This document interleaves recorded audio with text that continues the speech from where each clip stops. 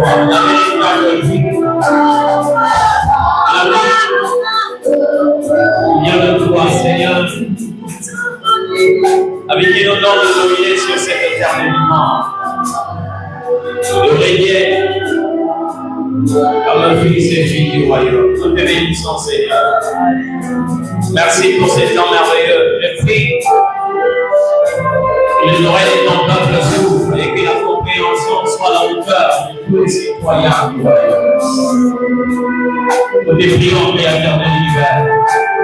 Bénis ces moments, bénis ces temps précieux, bénis ces instants qui me voient.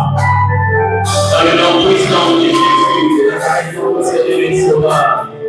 Dans le nom d'affirmer et célébrer.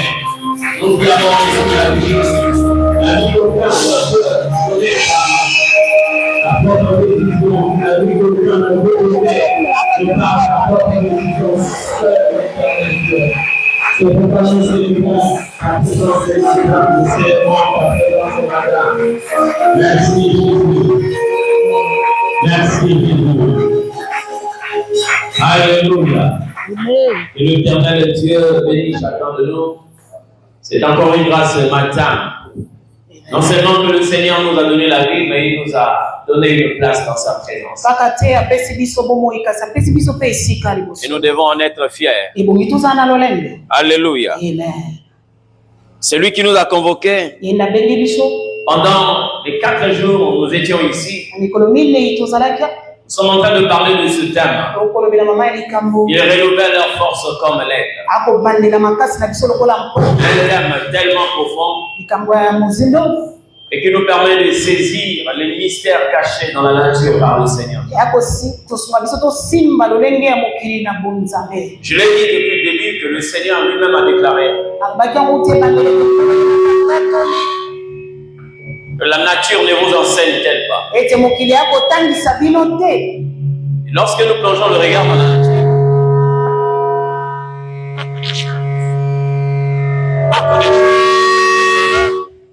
nous permettent de comprendre la pensée de l'Éternel Dieu. Alors aujourd'hui, nous allons parler sur le mystère que cache le nid d'aigle. J'ai dit depuis le départ que cet oiseau est tellement mystérieux. Et vous allez voir même dans les Écritures, Dieu lui-même s'est identifié à cet oiseau. Pour quelle raison? Parce qu'il y a des profondeurs. Des profondeurs que seul l'Éternel Dieu peut révéler.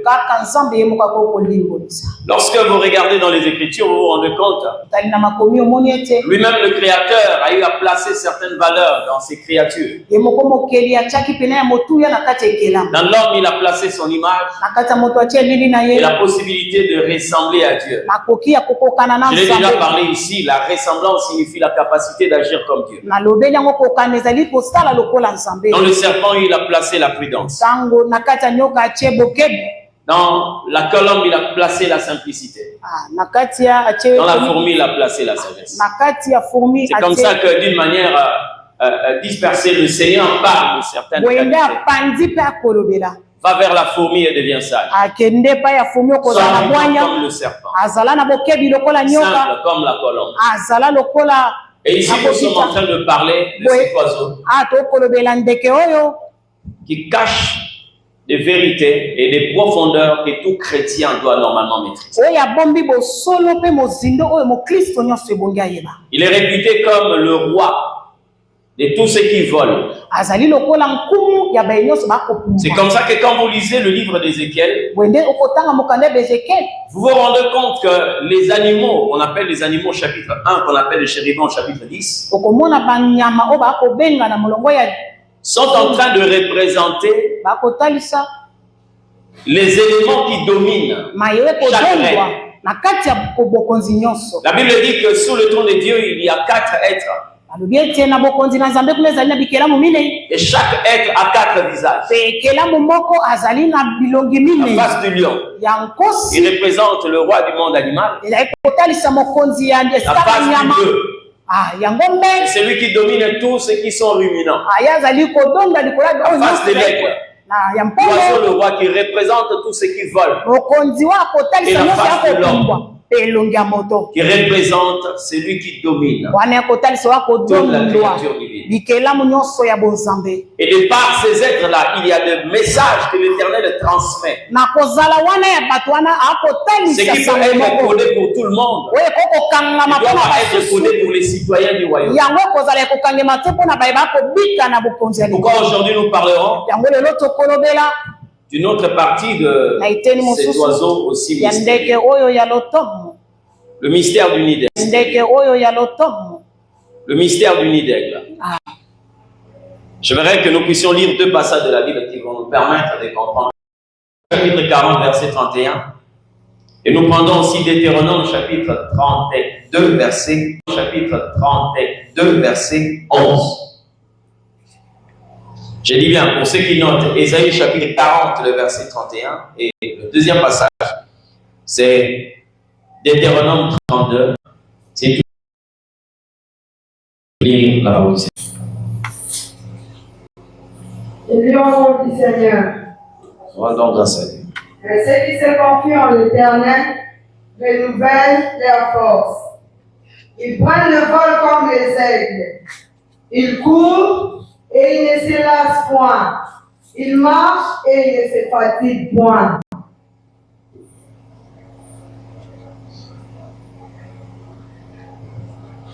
Pareil à l'aigle qui éveille sa couvée, voltige sur ses petits, déploie ses ailes, le porte sur ses plumes. Amen.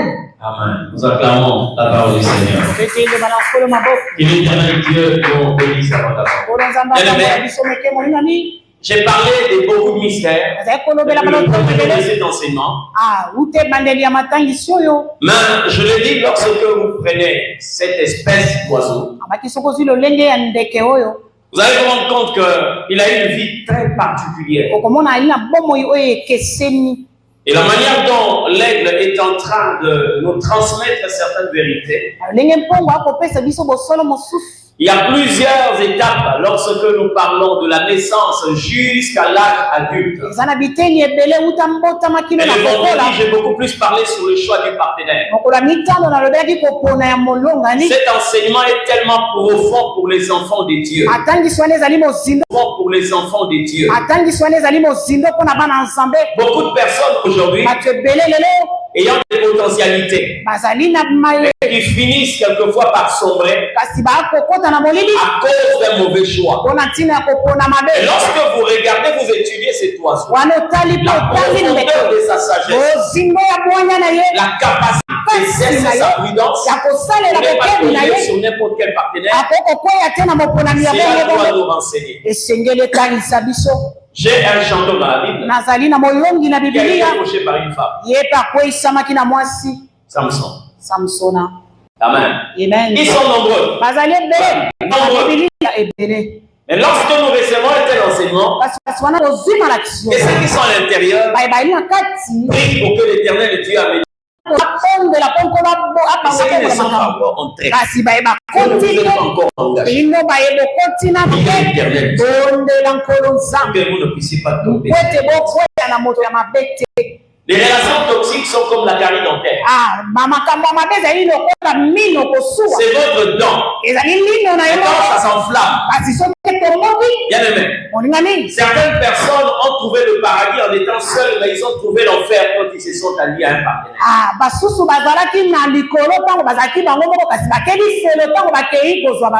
rendus compte que le paradis c'était qu'ils soient seuls. Mais en un partenaire, il a formé, il a créé un enfer. Quand Dieu a bien dit qu'il n'était pas pour que l'homme soit seul. Pouvoir être accompagné, c'est la pensée de Dieu. Ne le fais pas de ta propre façon. Sinon, tu vas fabriquer un enfer de tes propres. Tu vas voir l'orientation. Alléluia. J'ai parlé d'après l'accouplement. Lorsque l'aigle s'accouple, le mâle avec la femelle. Mais si les conditions ne sont pas réunies,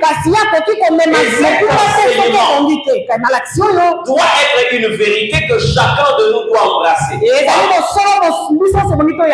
est en train de nous enseigner que ces œufs vivent dans un monde où tout est accompli. C'est-à-dire, si le nid n'est pas achevé, la femelle ne peut pas pondre. Ça veut dire qu'elle est d'avoir un monde avant de déposer ses précieux. Et ça, c'est la méthode d'agir du Seigneur. Vous allez vous rendre compte à travers la Bible que Dieu crée toujours un monde avant de placer quelqu'un. Il a planté le jardin, il a planté le jardin, et après il a pu placer Adam. Il a d'abord créé les eaux, après il a créé le poisson. Il a d'abord créé la terre, après il a donné l'ordre que les arbres ça veut tout simplement dire, vous ne pouvez pas rester dans une situation où Dieu vous amène dans un monde qu'il n'a pas préparé. C'est comme vous voyez là, tout a été déjà fait. Et la Bible déclare que l'Éternel a préparé des choses que nous devons faire. Si tu as cette vérité, tu ne seras jamais paniqué. Si tu as cette vérité, tu ne seras jamais stressé. Des problèmes, des solutions, des temps difficiles, des moments de gloire. Vous comprenez ce que je dis?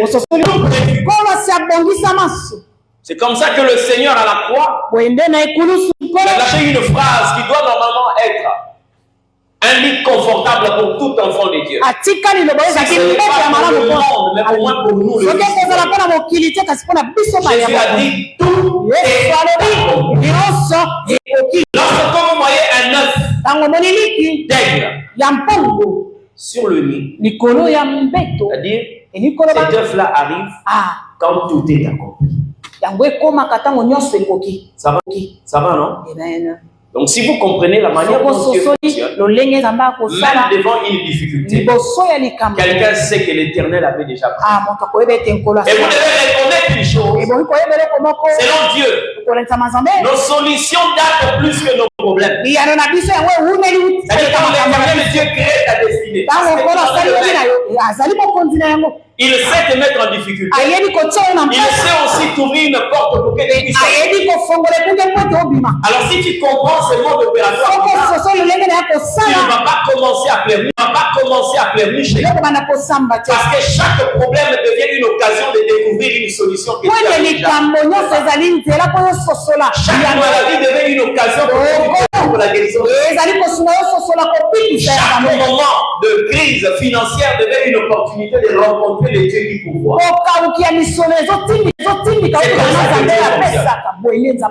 Et en interrogeant la Bible, vous allez vous rendre compte que je prends un seul exemple. Le peuple d'Israël a trouvé un ennemi de taille dans le royaume des Six.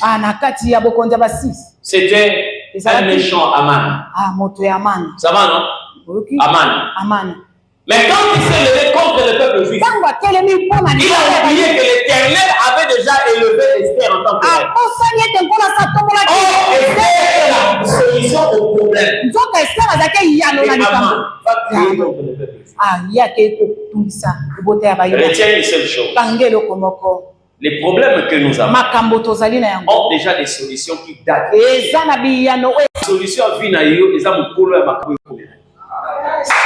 dès que ça arrive, active la fonction de solution divine. Même pour le Christ, comment vous pouvez expliquer que le péché a existé après la création du monde? Mais or, le péché c'est un problème destiné avant la création du monde. Or, le péché a existé après la création, mais la solution du péché a existé avant la création du monde. En tant que sacrifié pour le péché du monde. Lorsque un ennemi se lève contre toi, si tu comprends la manière dont tu opères,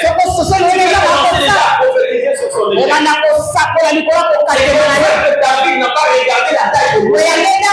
Il a prophétisé sur Goliath.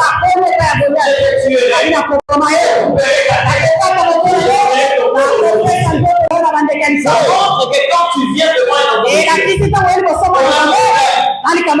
tu deviendras une marche. Tu deviendras l'escalier. Tu peux faire monter. Et si tu connais ces réalités, tu es tranquille. Même lorsqu'il y a la tempête, quelqu'un peut commencer à te réussir. Il crée d'abord le nid.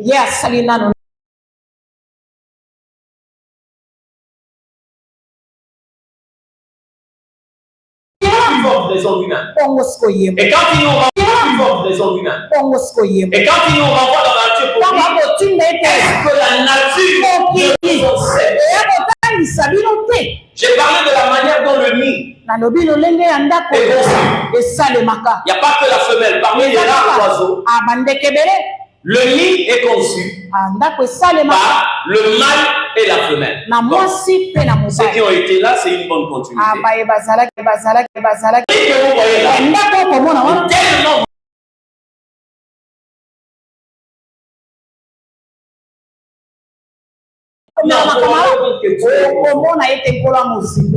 l'aigle construit son nid. L'aigle construit son nid. Le nid d'aigle est constitué de 7 parties. 7 parties. 7 parties. Voilà. C'est bien parce qu'il y en a 5. 5. Hein, le matériel, 5. Mais les parties sont 7. On va parler de ça ici. Si je dis que c'est un grand mystère, parce que vous trouverez même la manière dont Dieu conduit son peuple. C'est comme ça que l'aigle construit son nid. J'ai parlé de la complicité qui doit exister entre la femelle et le mâle. C'est une vérité que nous devons trouver même dans le couple. Amen. L'homme et la femme. Quand il connaît le goût de sa femme, le nid fonctionne ou évolue vite. Et la construction jusqu'à l'achèvement. La fondation et le plafond. Mais lorsque le mâle ne connaît pas le goût, la femelle, la construction traîne. Et ce n'est pas le cas pour les aigles. Mais quoi, avant même d'avoir des enfants réussis, vous devez avoir un mariage réussi. Pour aboutir à un mariage réussi, vous devez faire un choix réussi. Mais or, lorsque nous voyons les éléments qui nous poussent, par exemple, à opérer le choix, quelquefois c'est le cosmétique. Moi, j'aime une femme élancée, brune, avec des longs cheveux, courts, sombre de taille, je ne sais pas pourquoi, élancée au court de taille, toutes ces choses-là, vous pouvez tout posséder, mais échouer. Vous pouvez choisir une très belle Jézabel. Vous pouvez choisir une très belle Jézabel. Et mettre votre autre. Et vous avez épousé le fils adoptif. Alors il faut faire attention. Je vais parler ici sur les différentes couches qui constituent le nid d'aigle. Lorsqu'ils veulent construire leur nid, la première couche est constituée des branchages, des brindilles, petites branches. C'est le mâle qui va aller le chercher à terre. Et il amène vers la femelle. N'oubliez pas que la première, le premier test ou le premier exercice, c'était que la femelle et le mâle faisaient le test avec une brindille. C'est ça, non? Voilà. Maintenant, dans la construction du nid, le mâle va aller chercher le branchage ou le brindille. Comme il y a terre, Il dit que ce sont des brebis sèches. Morceaux de bois. Ça va, il descend, il prend, il monte dans les hauteurs, il débauche la femelle. Et la femelle va commencer à arranger ses bronchages. Hein? C'est la première couche. Elle arrange les bronchages. Mais pourquoi prendre aussi un matériel qui donne l'impression de quelque chose de mort? Parce que déjà c'est détaché. Il prend sa tête, il amène ça là-bas. Et c'est là où on va placer le lit. Ça va dire quoi? Les branchages que vous voyez là, c'est préparé pour recevoir l'asile. Recevoir l'asile. Mais pourquoi prendre des choses aussi? C'est tout simplement parce que même la première couche là a un message qu'elle transmet. Celui qui arrive et qui regarde le nid, bien que c'est vraiment élevé, la première chose que vous allez voir, ce sont des branchages. Ça va? Donc vous voyez comme s'il n'y a rien à l'intérieur. Vous voyez comme si ce n'est que tout ce qui est mort. Mais en réalité, il faut ça pour amener la vie. Je vais vous dire une chose. Lorsque l'Éternel Dieu t'amène là où il y a la vie, le chemin qui est conduit à la vie ne te donnera pas l'impression d'être un chemin de vie.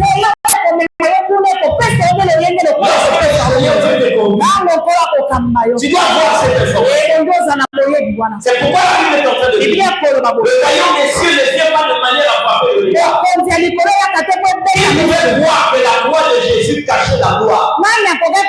Il pouvait voir que la fournaise ardente pouvait cacher la fournaise ardente pouvait cacher la prospérité des étoiles de Dieu. Il pouvait voir que la force de Dieu pouvait garder aussi, pouvait cacher aussi la gloire de Dieu. Vous regardez la force de Dieu, évitez la force de Dieu. Lorsque vous voyez la fournaise ardente, on va éviter ça. Mais c'est là où Shadrach, Meshach, c'est la quatrième personne. Ce n'était pas l'extérieur, mais l'aide transmet le message. Pour te dire ceci, quand tu marches avec le Seigneur, fais attention. Dieu peut te promettre un ministre. Il peut te promettre un mari qui sera ministre. Et il viendra quelquefois avec le Moussounyabata. Ça va, non? Il faut avoir les révélations. Là où tu caches ta gloire, ça ne va pas te donner l'impression que c'est la gloire. C'est pour ça que vous allez voir. Lorsque deux filles étaient en train de marcher avec Naomi, Ruth et Orpa. Ruth avait la possibilité de voir au-delà des branchages sèches. Mais quand on va regarder, et c'est au niveau que les branches étaient déjà sèches. Il n'y avait plus de vie. Elle a pris la décision de vivre. Et en dehors de ça, il y avait la vie. Il faut être riche pour et avec cette sécheresse, il y a autre chose. Quand l'Éternel a pris son peuple de l'Égypte jusqu'à Canaan, la Bible dit qu'il y avait il pouvait faire quoi dans les gens et entrer dans Canaan. Mais l'Éternel a fait passer par les déserts pour sélectionner sa peuple. Le désert, c'est ça, c'est sécheresse. Il a ouvert la porte cachée du Canaan. Du pays de la promesse. Les branches sèches. La femelle arrange, cela dit, très bonne. Et vous allez nous rendre compte, bien-aimés, que même la manière dont la Bible est en train d'enseigner, c'est un enseignement que l'Éternel Dieu a donné lorsqu'il a pris la veuve d'Aaron. Il a demandé à Moïse, il a tellement de la contestation. Demande à tout cela. Il y a tellement de la contestation. Demande à tout cela d'apporter leur verre, leur sceptre. Pour le 13 prince de l'Israël. 12 est la tribu de Lévi. Amen. Amen. Il dit la verge de celui qui va fleurir. C'est la personne que je choisis. Mais pour ce verge était quoi? Mais qui pouvait croire que c'est quoi cette la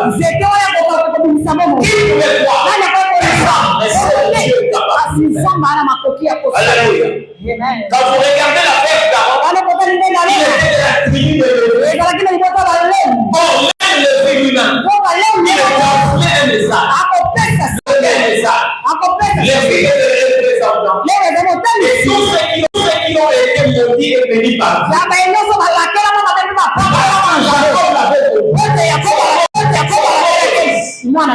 Mais c'est la personne que Dieu a pour faire de lui le vrai. C'est-à-dire que vous voyez quelque chose de sec. Mais là-dedans la vie, mais c'est la première couche de l'idée. Cet oiseau est tellement merveilleux. Mais écoutez, la Bible est en train de dire ce qu'il voit. La Bible est en train de dire ce qu'il voit. Et l'évangile n'a rien dedans. C'est que ce sont eux qui sont aveuglés. Sinon l'évangile est voilé. Il est voilé parce qu'il périsse. Il est voilé parce qu'il périsse. Quand tu vois le bois sec, et tu peux trouver que c'est sec. En réalité, ce n'est pas le bois qui est mort. C'est le bois qui est mort. C'est pour ça que tu vois ce bois-là. Alléluia. Jésus la parole, la mère de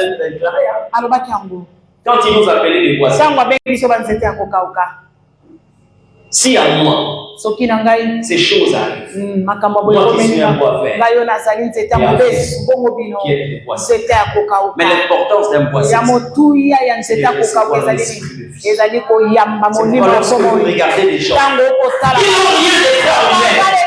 Mais ce qui fait de nous des hommes extraordinaires, nous avons l'esprit de vie. Nous avons l'esprit de vie. Un arbre dans la Bible, le buisson, ce n'est pas un arbre fruitier. C'est pas un arbre fruitier. Mais ce qui rend cet arbre extraordinaire, c'est le feu qui vient couvrir. Le Seigneur représente ici des vies inutiles.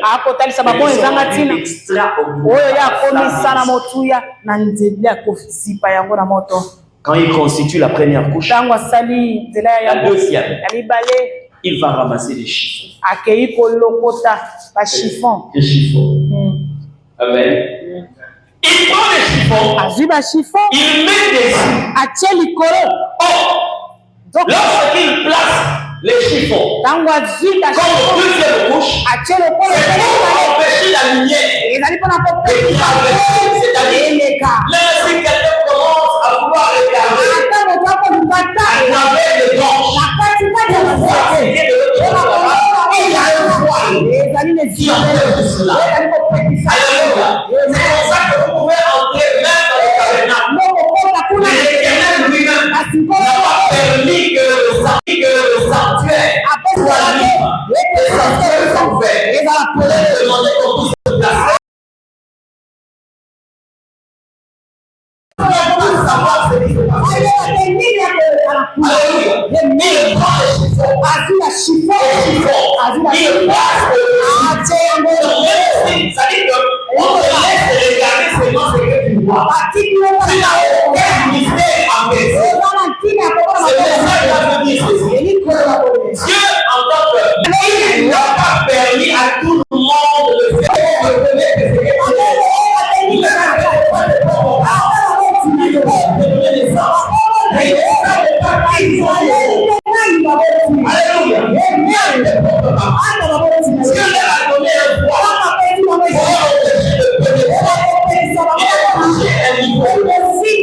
c'est pourquoi lorsque quelqu'un parle de toi, ne te livre pas ce qu'il dit parce qu'il ne maîtrise pas. Il est possible que quelqu'un puisse te tromper.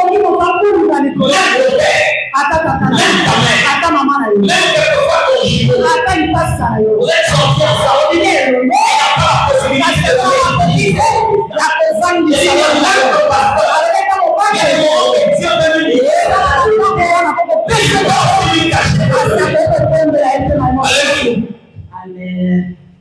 les chiffons qu'on place avec c'est pourquoi bien aimé, ce que tu fais là, rassure-toi que Dieu est avec toi et que même quand tu es entouré de personnes qui ne croient pas en toi, continue à avancer. Tu n'as pas raison d'abandonner parce que les hommes ne t'ont pas donné une chance. J'ai vu dans la Bible des personnes qui n'étaient pas encouragées par qui que ce soit, mais qui pouvaient se lever et continuer à avancer. Même lorsqu'on est entouré de circonstances, ils ne donnent pas l'opportunité de croire.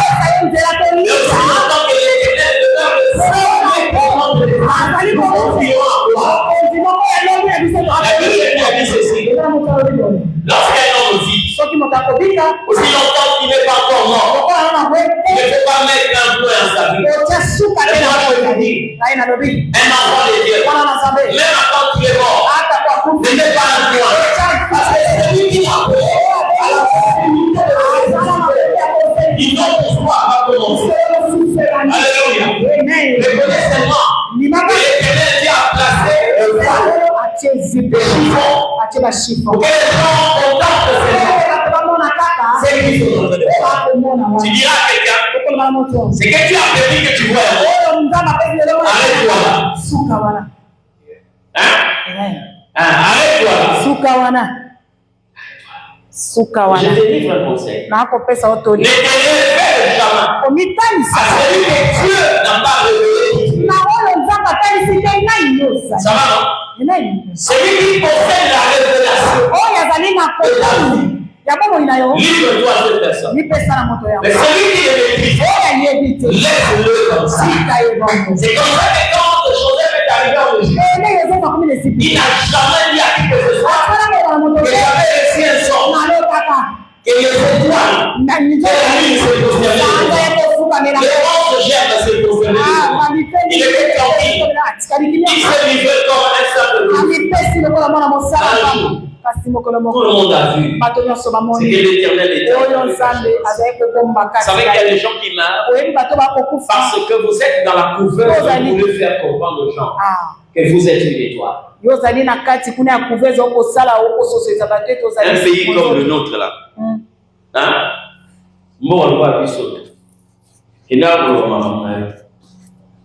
Quand je suis rentré au pays dans les années 2000, non, c'était plutôt en 2012. En 2012. Quand je suis revenu encore au pays, j'ai partagé du temps avec certains hommes de Dieu. Et là, moi, c'était pour la première fois que j'étais en train de visiter les hommes de Dieu. Mais il y a un qui m'a dit une chose. On a rigolé, mais c'est resté dans ma tête et le Seigneur m'a dit fais attention, écoute attentivement ce qu'il est en train de dire. Docteur, tu vois ce pays-là, il y a des gens qui peuvent t'empoisonner le matin et à 16h, ils se rendent à l'église, ils lèvent les mains. On a rigolé, mais j'ai senti une interpellation. Écoute ce qu'il dit. Tout ça,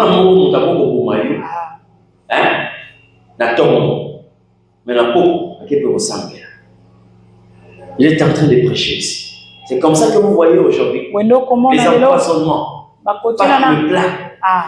C'est pas d'abord chez les politiciens, mais dans les églises. Récemment, ici, il y a un moment pasteur qui a assisté à un deuil, le pasteur qui s'est fait envoyer, je ne sais pas si c'était la 4e ou la 5e. Tu ne peux pas te révéler à quelqu'un que Dieu n'a pas révélé. Il y a des gens qui savent qu'ils ne peuvent pas recevoir la grâce que tu as. Ce n'est plus que toi. Ta connaissance peut gêner beaucoup de personnes. C'est pour ça qu'il y a des personnes. Et que l'Éternel Dieu te montre les personnes qui peuvent être Nous avons la facilité d'aller créer des amitiés. Vous croyez que l'amitié est basée sur le fait que vous allez dormir ensemble. L'amitié est céleste et spirituelle. L'amitié est spirituelle. Vous pouvez vous rencontrer avec quelqu'un en une semaine. Lorsque vous avez des ADN qui ont été faits pour rester ensemble, vous n'allez pas comprendre le sens de cette collaboration. Mais il y a des personnes avec qui vous avez commencé l'école maternelle, mais qui quelquefois sont en train de vous sourire, mais l'Éternel Dieu connaît leur nature intérieure. Il peut vous décrire, croyez en on a grandi ensemble. On est le même coin. On est du même village. On est de la même province. Et vous tissez des relations de ces personnes. Le voile. La deuxième couche. Dieu permet que c'est toi. Place sur son lit. Troisième position. Il place le coton. Il prend le coton. Il le place sur le chiffon. La troisième couche.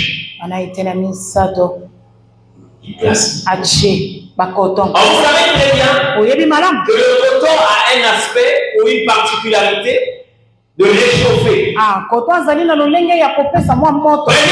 vous trouvez cette troisième couche qui a une propriété de donner au nid un aspect flexible et aussi rendre cet endroit un endroit de paix, de chaleur et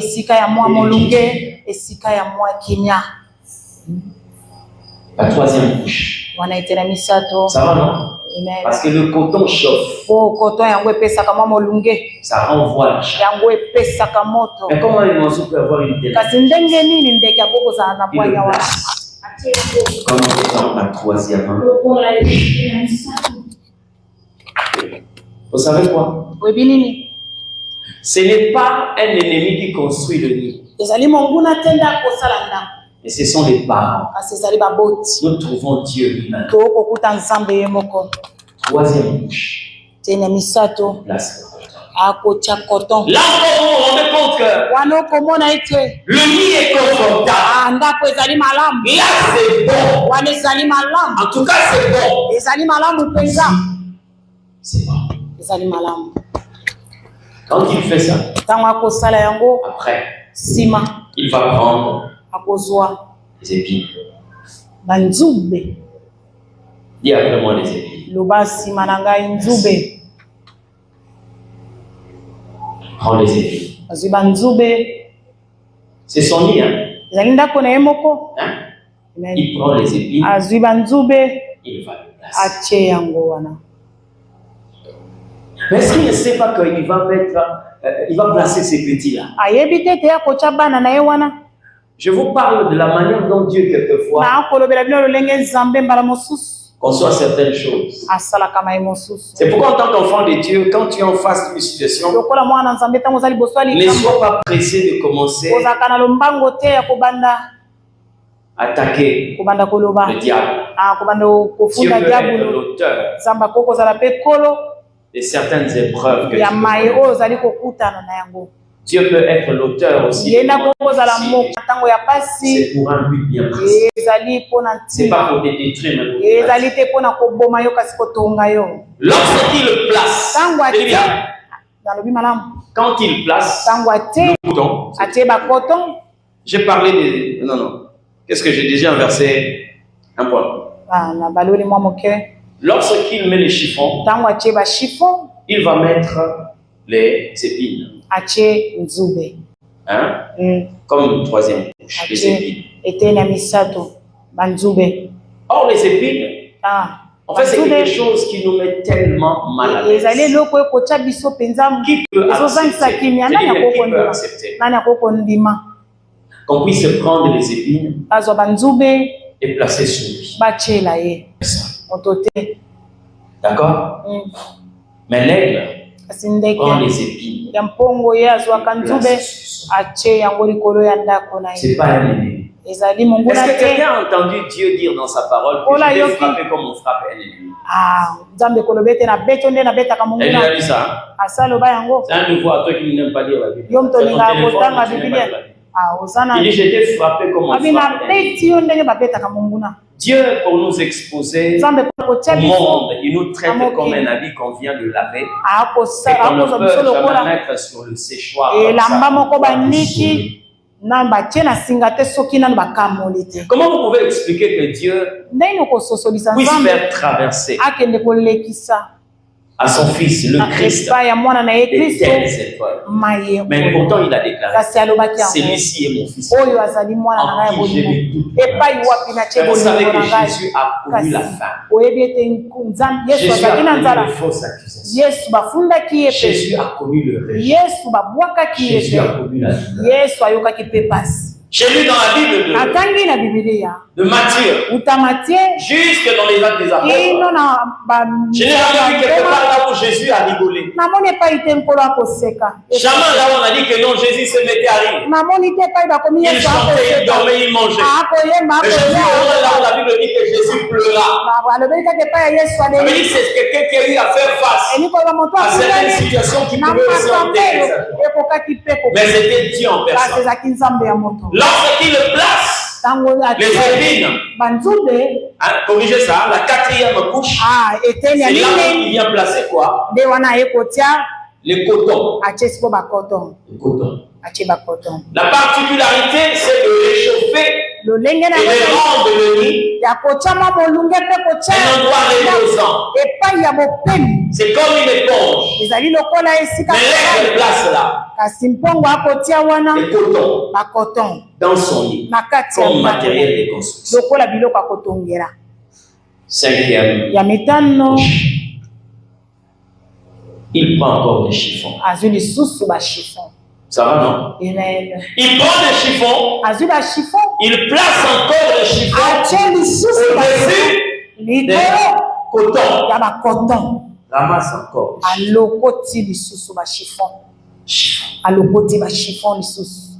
Pourquoi? Parce qu'il faut se rassurer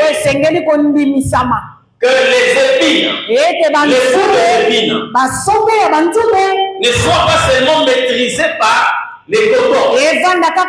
Parce que avec le poids des aiglons, avec son poids, quelquefois cette couche est menacée par les épines. Parce que le coton ne peut pas arrêter les épines totalement, quelle que soit la quantité.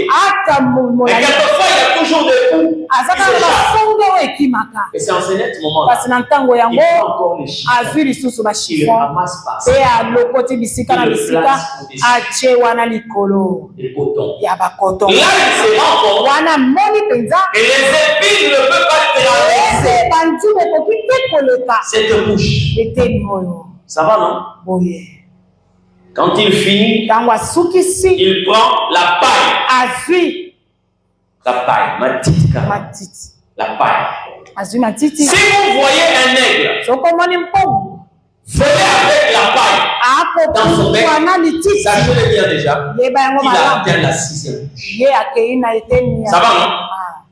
Il prend maintenant la paille, au-dessus de ces chiffons-là, il place la paille. C'est curieux de savoir que c'est la 6e couche.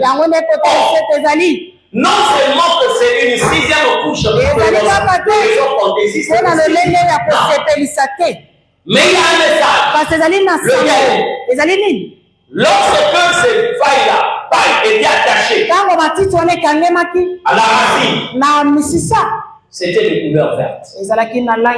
Dès qu'on les détache, elles deviennent sèches. Quelquefois, ça a une couleur marron, un peu pâle.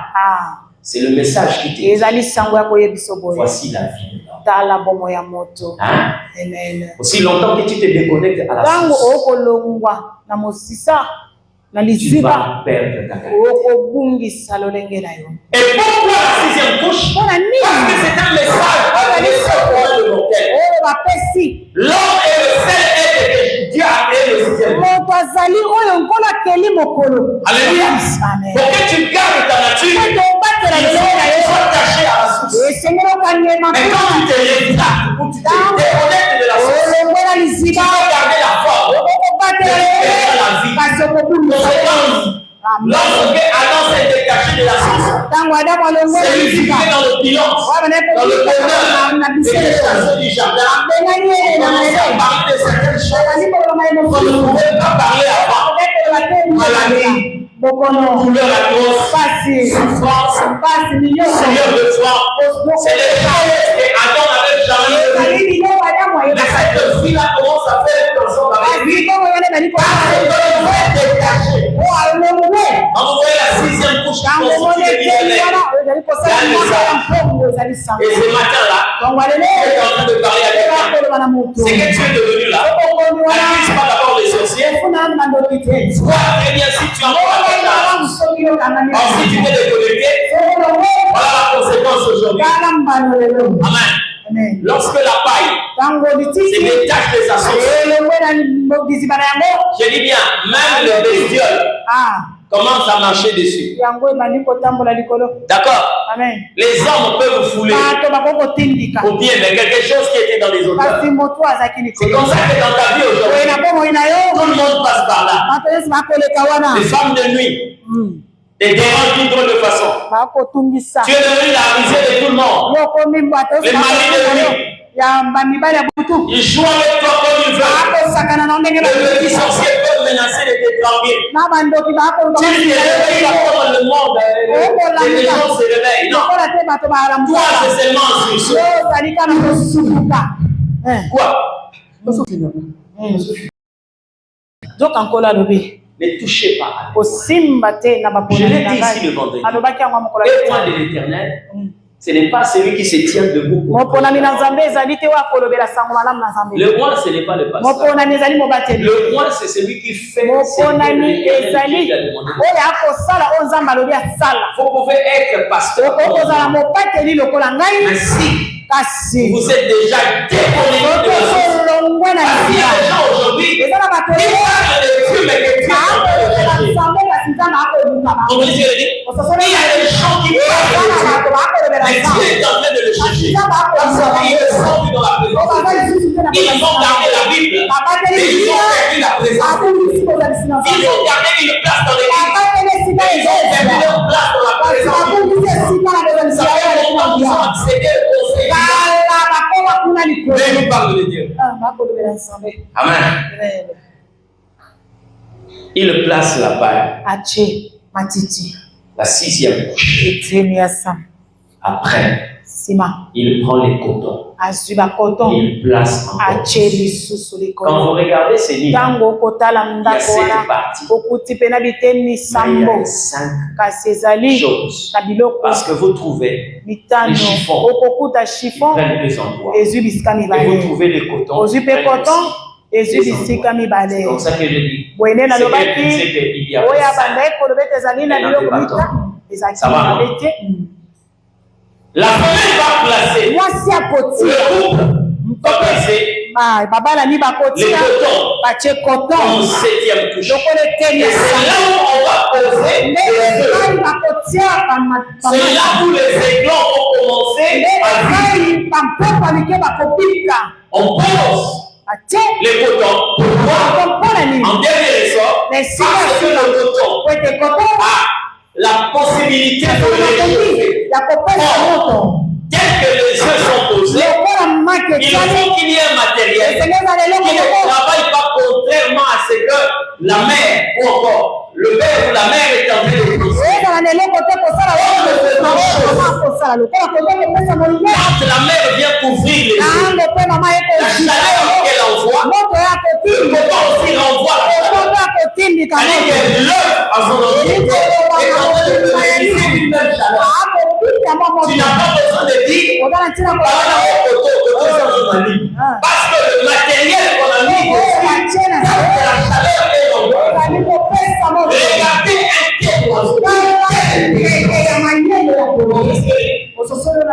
Alléluia. Mais qu'est-ce qu'il fait?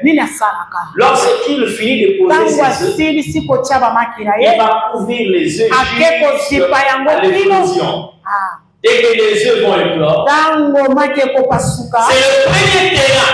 Je dis bien, c'est le premier terrain qui va connaître les plombs. Les plombs va se développer là. La 7e couche.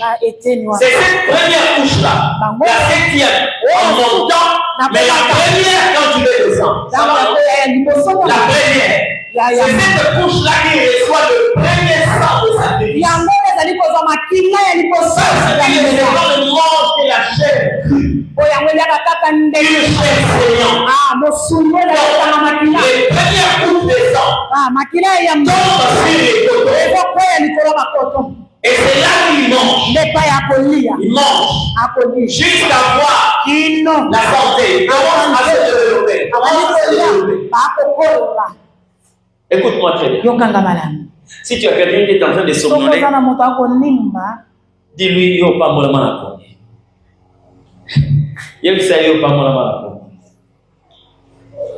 Lorsqu'il commence à nourrir ce petit, les petits commencent à prendre du poids. Les petits commencent à se développer. Ils commencent à savoir comment se discuter la nourriture. Les plumes commencent à sortir. Les griffes. Tout ce qu'on fait, on se rend compte que vraiment ça commence à prendre forme. Qu'est-ce que la femelle et le mâle vont faire? On se rend compte que les petits ont atteint 2 semaines. Les ballons viennent enlever le coton. Ça va, non? Amen. C'est là où vous lisez. Le livre de Deutéronome dit, l'Éternel Dieu comme un aigle. Il est prêt à couper. La couper, c'est le nid. Ça va, non? Il commence à effrayer cette idée. Il commence à découvrir ça. Ils enlèvent le coton. Ça va, non? Maintenant, les petits vont rester sur la paille. Ils ont quelque chose sur 2 semaines. Mais ils sont en train de manger. Chaque couche est enlevée par un sacrifice. Chaque couche qu'on enlève porte une quantité de sang. Je voulais te parler sur l'œuvre que le sang de Jésus fait dans ta vie. C'est le prix que le Seigneur a payé. La naissance est ta maturité. Et à chaque fois que tu fais un pas, si le prix est fixé pour que tu passes à un autre niveau, c'est le sang qui fait ce prix. Lorsque l'aigle, c'est l'amour. Et déjà, il y a eu une couche qui a donné le sang. Et les enfants ont suffisamment mangé. Avec cette couche-là, ils enlèvent la femelle. Les enfants restent sur la paille. Pendant quelques semaines, les parents viennent encore nourrir. Encore ils amènent la chair. Les gens tombent sur la paille. Les enfants prennent encore du poids. Quel est l'engrais? Les parents ils enlèvent la paille. Mais la couche qui est en bas là, c'est l'enfant. Parce que le sang a déjà payé le prix. Et on enlève cette dimension. La deuxième couche est enlevée. Maintenant les enfants vont reconnaître c'est quoi? C'est quoi? Mais je suis en train de parler avec vous, non? Il répond sur quoi? Les chiffons. Les chiffons est propre. Nous parlons au pluriel, les chiffons sont propres. Dès que les enfants tombent sur le chiffon, les parents continuent à nourrir les enfants. Nous avons atteint la 4e couche. Là, 3e, hein? Il commence à nourrir. Maintenant, nous sommes au-delà de la 6e semaine. Donc, les enfants qui mangent déjà, ils mangent ce qui est vivant. Vous comprenez déjà? Les petits éclats là, ils peuvent avoir déjà quelle taille. Ils ont quelle impression, quelle apparence. Commence à manger. À manger.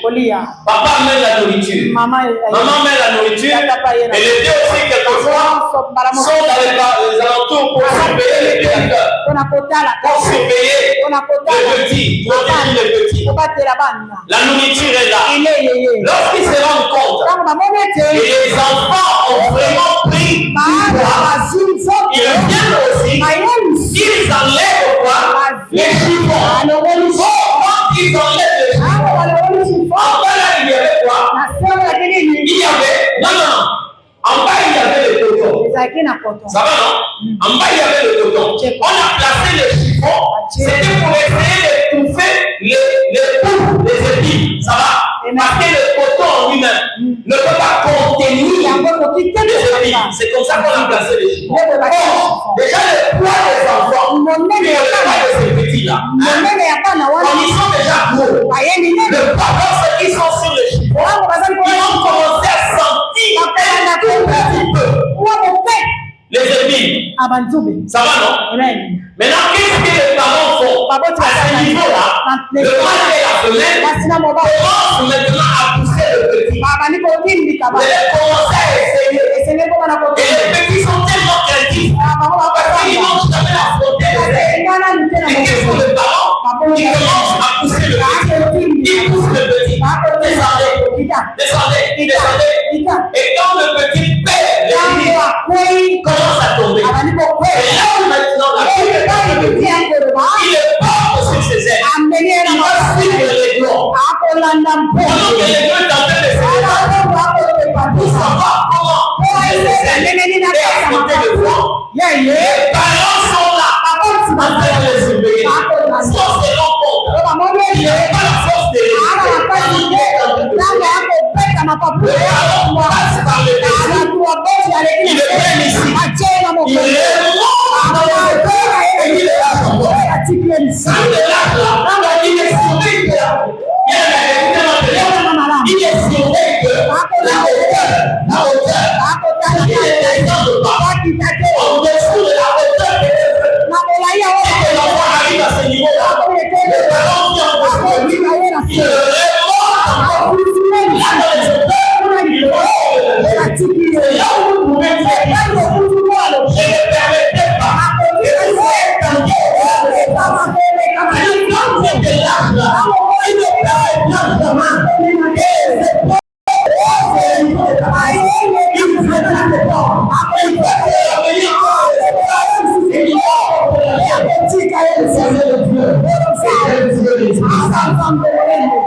Dieu est responsable. On a commencé à exercer. C'est comme ça. Vous devez travailler. Tu dois travailler. Cette étape finie. On prend les exemples. On le ramène dans le nid. Papa et maman, et on va continuer à mener la nourriture. Et les enfants sont sur quoi? Ils sont sur les chiffons. Ça va non? Lorsqu'ils se rendent compte que les enfants restent là, ils font quoi? Ils enlèvent les chiffons. Ça va non? Quand ils enlèvent les chiffons, ils ont maintenant le coton. En bas du coton, il y a les petits. Le ballon commence à pousser encore le petit. Et quand les petits avaient déjà exercé, comment on fait? Les parents sont là. Ils commencent à se rendre compte. Oui, il faut le faire. Commence à le suivre partout. Il le suit partout. À gauche et à droite. Il se rend compte que là, maintenant, ça va. Oui, on est le par exemple à 300 miles. Il faut que tu montes à 400. Quand même 600. Présentement là, ils sont à 300. Présentement, ils sont maintenant à 400. Ils sont en train d'observer. Dès qu'ils atteignent le niveau là, le ballon sera le temps. Maintenant là, nous avons un autre travail. Parce que ce ne sont plus les petits. Ils sont maintenant grands. Si on continue à le nourrir, l'estomac a déjà pris une taille. Nous allons commencer à chasser tout le poids dans le ventre.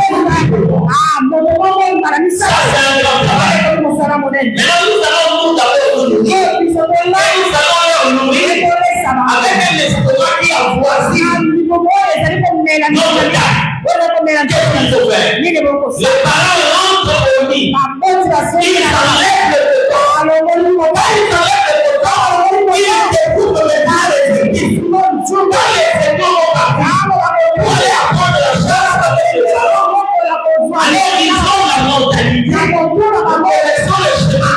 On va rentrer au lit. Maintenant, quand ils rentrent, ce n'est pas les parents, ce ne sont pas les parents. Ils les ramènent au lit. Mais eux, ils ont commencé à parler. Et les parents savent qu'ils ont atteint le smile. Le niveau. Ils rentrent et ils enlèvent le coton. Quand ils enlèvent le coton, quand les petits reviennent, ils rentrent de lui, ils se portent, ils trouvent des petits. Ils vont chercher comment ça se passe. Il y aura pas moyen.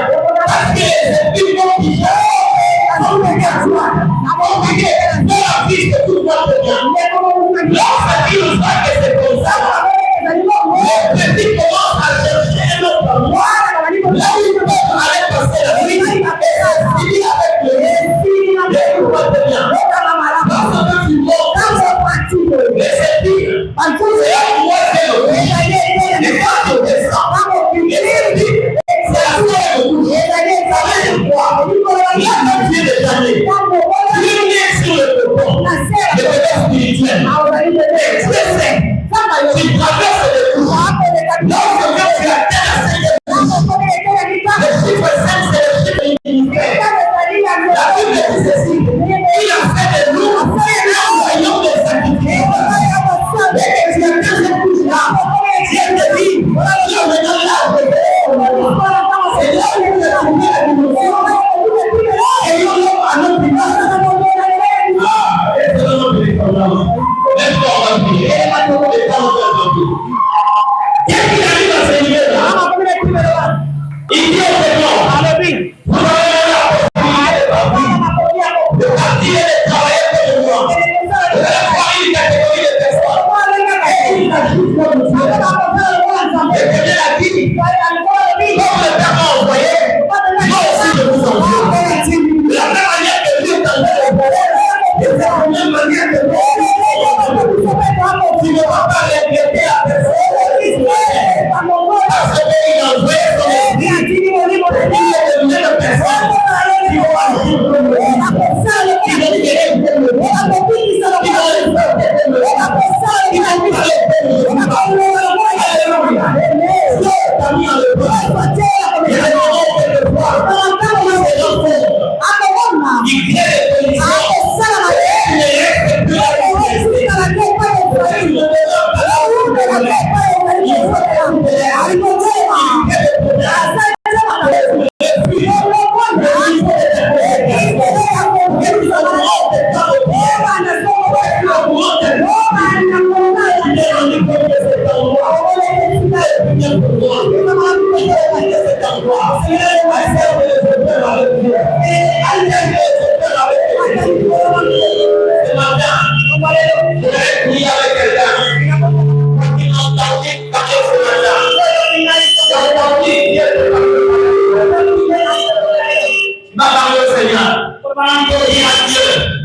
J'ai compris la démarche. Seigneur, j'ai compris ce que tu fais. Je sais que tu es un Dieu qui m'aime beaucoup. Mais ce que tu permets dans ma vie, pas l'intention de me détruire. Ce n'est pas dans l'intention de me détruire. Mais tu es en train de me bâtir. Est-ce que quelqu'un peut remercier le Seigneur? Est-ce que quelqu'un peut dire merci Jésus ce matin? Oui, je te remercie parce que tu es le seul. C'est le mystère de ma destinée. Tu es le seul à posséder le mystère de mon existence. Lève ta voix, prie le Seigneur. Prie le Seigneur. Oh Jésus. Sois béni le prince de paix. Sois béni le créateur de tout. Sois béni le prince et le Dieu. Merci dans ta présence, prince de gloire. Merci dans ta présence, créateur de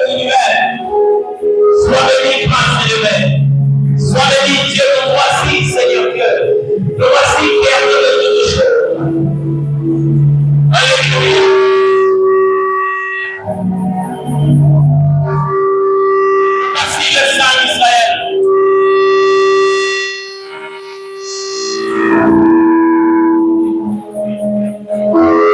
Prions le train s'élever. Là où tu es bien-aimé, là où tu es, tu vas te rendre compte bien-aimé. Après la période des épines, c'était la gloire de Jésus. Lorsque Jésus a fait face aux épines, c'était fini, c'était fini. C'était fini. La période qui arrive, c'était celui qui doit monter à tête les auteurs. Oui, l'Éternel a permis les épines dans ta vie. C'est lui qui va monter les fruits. Mais il a un objectif à atteindre. La couronne de Dieu t'appelle la couronne de vie. Je voudrais que tu pries ce matin. Je voudrais que tu parles au Seigneur ce matin. Oh Jésus, merci.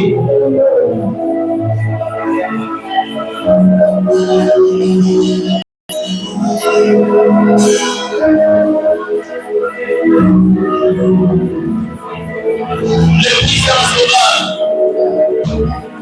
le Dieu d'éternel, remercie Dieu, prie par rapport à ce que tu as entendu.